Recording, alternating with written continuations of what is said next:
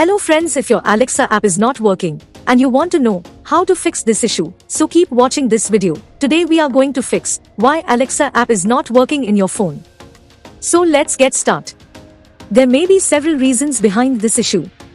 Today, we are going to provide you all solution for iPhone users. If you are Android user, video link is in description box.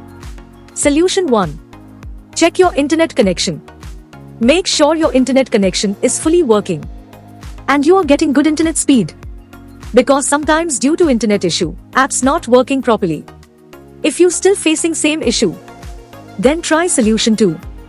Update your app. Make sure you are running latest version of your Alexa app. Open up App Store on your device and then tap on this search icon in the bottom right corner. Then search for the app. And if you see this update button right next to the app name, simply tap on it to make sure you are running the latest version of the app.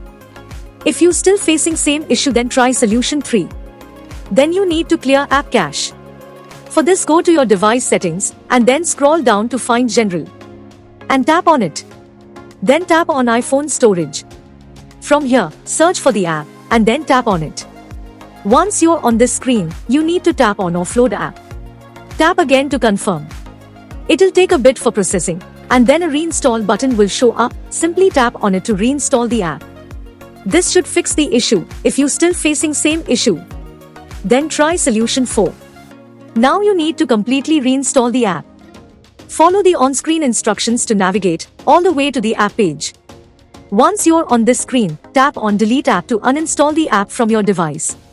Once uninstalled, open up App Store and then search for the app here.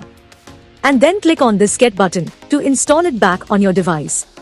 If you still facing same issue, then try solution 5. Restart your phone. Sometimes restarting devices automatically resolve these types issues. Hopefully this will fix the issue.